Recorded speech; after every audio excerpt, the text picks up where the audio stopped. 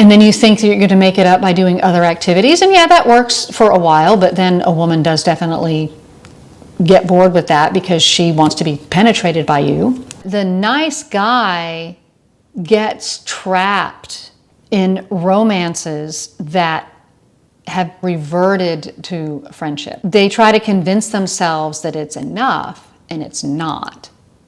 Hello, and welcome to Sex, Love, and Soul. I'm Mary Knight, and I'm really glad you're here. So today I'm going to address something. Some of you may be wondering, how do I know so much about nice guys? Yeah, sure, I'm a relationship coach. I'm a dating coach. I have been for the past 15 years. I started as a relationship coach before I retired as a sex worker.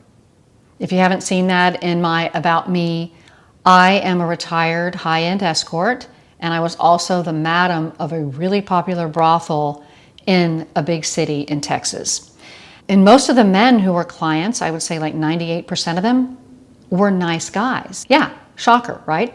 These men thought that it was easier to just pay for companionship, pay for this intimacy, than to go out in the real world and continue to be eaten alive by women who were out there who were pretty much just after their money. Or just in general, just tired of being disappointed and not getting what they wanted. And so they knew that if they saw an escort, they would get what they wanted. No fuss, no muss. I'm not saying that that was right. I'm not condoning that kind of behavior, but I'm also certainly not sitting here judging it. And it's an interesting thing that when I started as a coach, I was coaching women who were married, who were concerned about their husbands cheating. And I actually wrote a best-selling book, it's available on Amazon, called How to Keep Your Man Out of My Bed. It's teaching women why men cheat and how to prevent it from happening to them in an empowered way. Because the reasons that men cheat are not what most people think. I started working for this escort service in Houston, and this was in the late 90s. She was like a mid-range madam, and then I learned, oh wow, I could be high-end, and so then I started working for another escort service in Houston that was a high-end escort service. And then I started having my own place, and then I became an international traveling companion. But I'm saying all this just to let you know my trajectory here of how this all went, was that I would learn that for many of these men, sex was just the excuse. Sex was the pretense for why they reached out. Now, of course, that was true of some men. Some men just really liked having sex. They really craved that sexual variety, whether they were married or not. But most of the men were these really nice guys who were looking for someone to talk to. They were looking for companionship. And that's where I really learned about orgasming and for men and women. But, for me, that's how I could actually have orgasms with my clients, was because I insisted that I stay in my own body. I wouldn't let myself float away. I would stay in the present moment. And the men could tell. And that's why I was popular and why I had so much repeat clientele, is because they really could feel that I was there with them. That's what I was teaching men to do, is to be in their body. They were having this problem at home with a woman who had pulled away from them. And they did their old tried and true method of going right into their heads.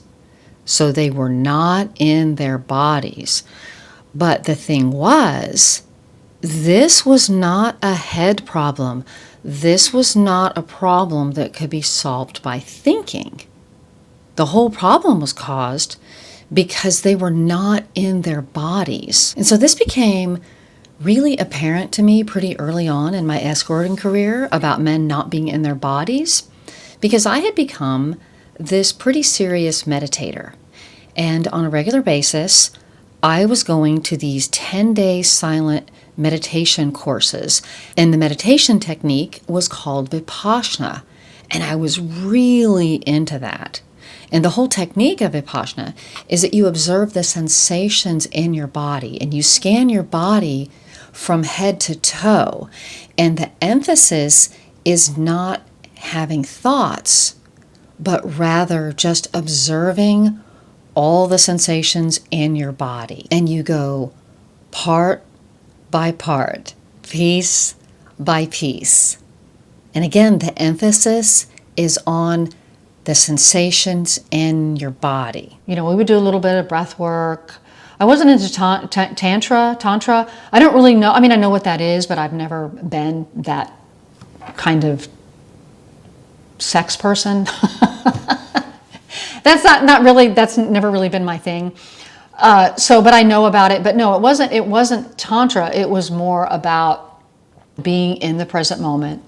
It was, which I guess is tantra, but it's about being in your body, being with the person that you're with, having the experience that you're having, whether it's awkward, whether it's hot, whether it's so-so, whatever. It's like you're just there when you're available for it. That's what we were doing in sexual situations. And I know a lot of people don't have that experience. It was perfect for me because I wasn't emotionally invested in these relationships that I was having with my clients. So I could be almost this impartial person there, right? I was there, I was available sexually, I was available a tiny bit emotionally, but I was definitely there intellectually for them too.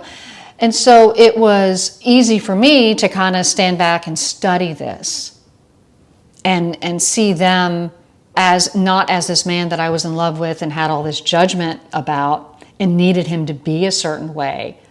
I could set that aside and just observe him as a man, observe him as this beautiful spiritual being, and have this experience with him and have some pretty, actually, very connected sex. Whatever you want to think about that. I know those of you who have seen sex workers, have experience with escorts, you know what I'm talking about. These experiences that you have with this person who is a quote-unquote stranger can be transcendent because there's not all the expectation, all those crazy emotions and judgments and all those things that we put on the people that we love.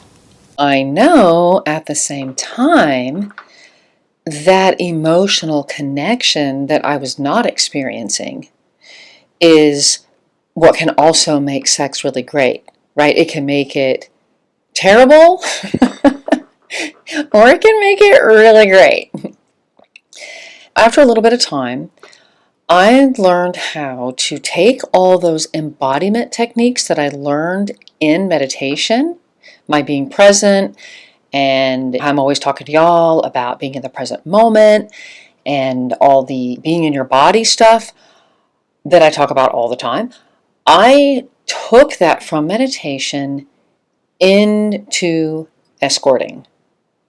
And when I did that, I guess I had been escorting like for 2 or 3 months, something like that. I, at first, just like every other person who is voluntarily a sex worker, I, like everybody else, you get such a thrill and such a charge about the money, how easy it is, how nice the clients are, just how it's like, oh my God, I can just be myself and make money. And you get a big charge out of that. And then, once the excitement, and, of course, in the beginning, there's a little bit of terror involved there too, and a lot of adrenaline. And once you kind of get used to all of that and how bizarre what you're doing actually is, then you start to think, oh God, what am I doing? How can I do this? Why am I doing this? What kind of person am I? This sucks. This is horrible. And then if you decide to stick with it, then you move through that into the other side of that. This was like 3 months in, because I had seen this guy a couple of times and he was super boring. And so when and he was one of these long appointments, and not long appointments because he wanted to do it a long time, but because he wanted to sit there and talk and talk and talk. And it was always like all this really negative stuff. And he was just a super boring guy. And he was nice, but he was boring. And it was boring because he was negative, and he was boring because he wasn't present. He was just talking at me. And so I would be very checked out. Even during the conversation, I would try to latch on to something I thought was interesting and kind of like go, oh, hey, let's talk about this. But he would always bring it right back around to something horrible that had happened to him. And I don't know, guys, if y'all don't know this, women are not turned on by negative stories and negativity, and by you're being a sad sack and feeling sorry for yourself. It's a big turn off. When the time came for us to go into the bedroom, I would basically leave my body. And so this one time, I caught myself. I was like, where am I going? If I'm not here in my body, where am I?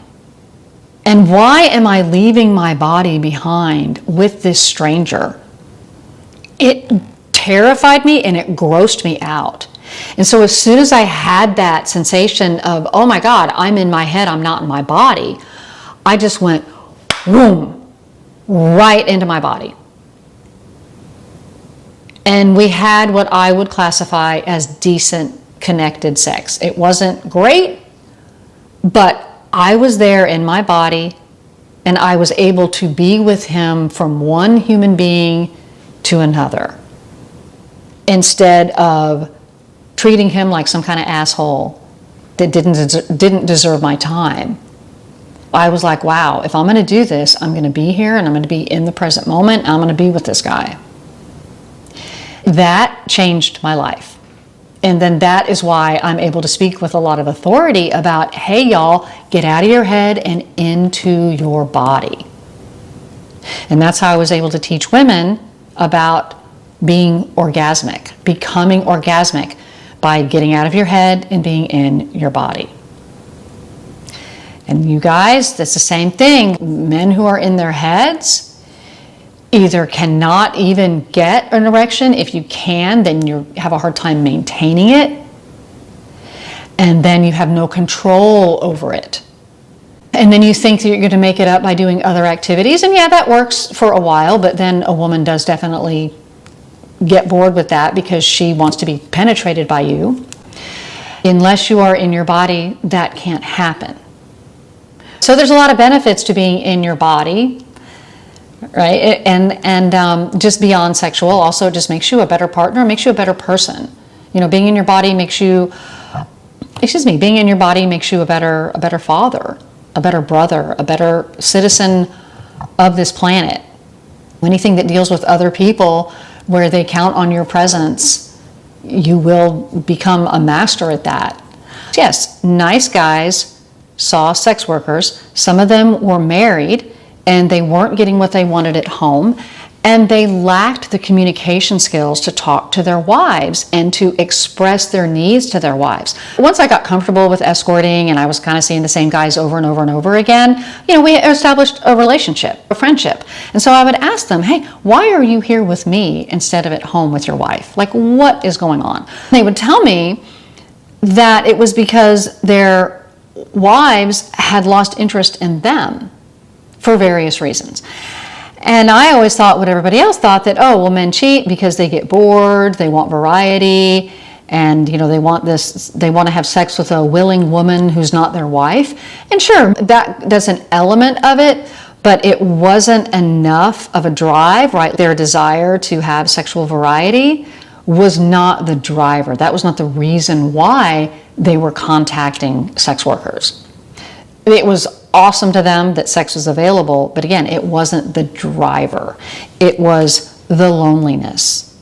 It was the wanting a connection, to make a connection with a woman, because they weren't getting that at home. And a lot of times when at home, and this isn't about cheating, this is about nice guys and how nice guys can find themselves in this situation. What happens is that they were ashamed. And they were ashamed that their wives no longer found them desirable. They would feel abandoned, the men. And they would feel like there was something wrong with them. It's a cause of shame, a very deep source of shame for men to be rejected sexually, especially by their partner, their wife, the person they built their life with. And The reason I'm bringing this up is because the nice guy gets trapped in relationships, in romances that have reverted to friendship. With most marriages, you're having sex only with that person. So this isn't something that you're sharing with anybody else. And the one person that you are supposed to be sharing this with, this special little world that y'all create together, the other person is like, nah, not interested, deal with it.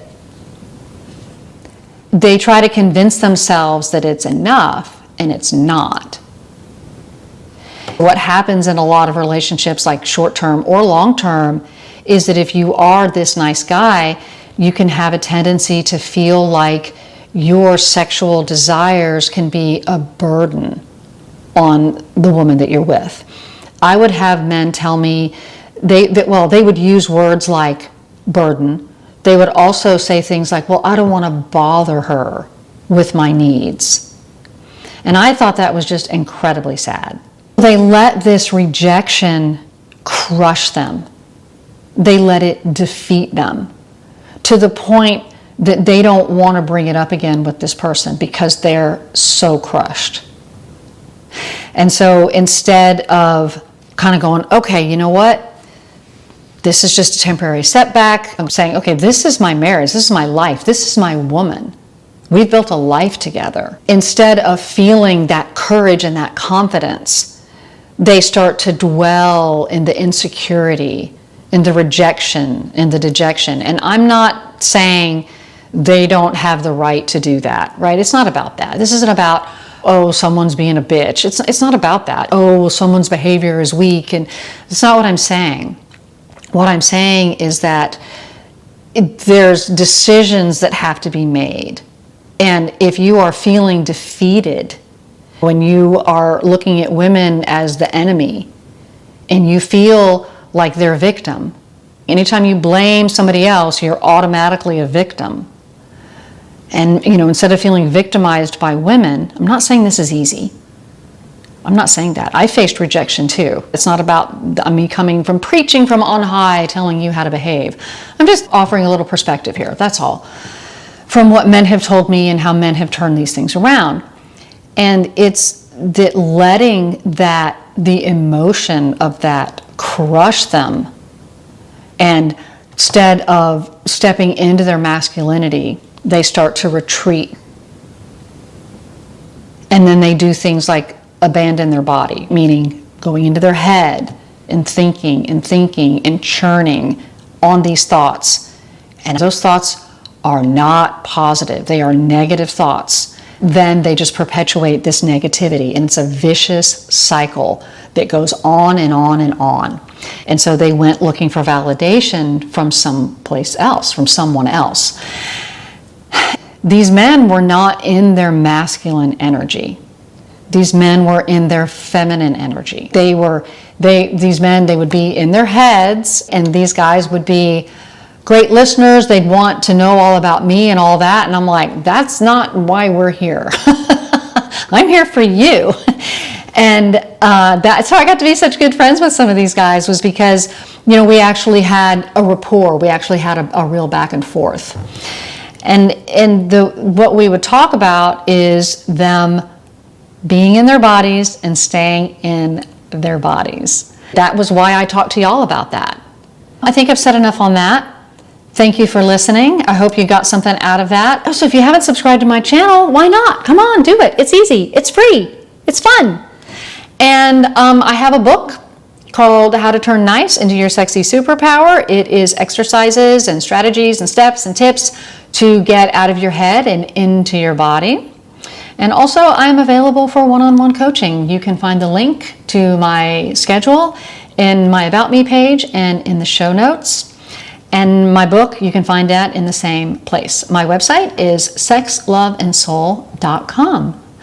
Thank you again for listening, and bye for now.